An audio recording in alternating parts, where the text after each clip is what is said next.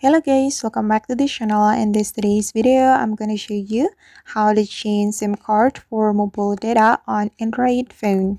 Okay, the first thing we're going to do is opening our settings application on our Android phone. We can tap on the settings application and we're going to open the connection setting, this one.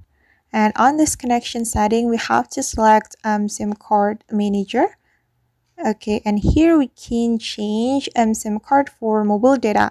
We just need to click on mobile data and just select SIM card that you want to use for your mobile data. And for example, I'm just going to choose SIM 1.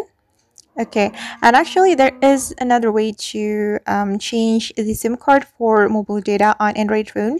You can go to your notification panel, then you can click on this mobile data option.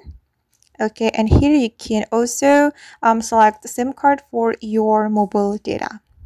Alright guys, and that's how we can change SIM card for mobile data on Android phone. I hope this tutorial will be useful for you.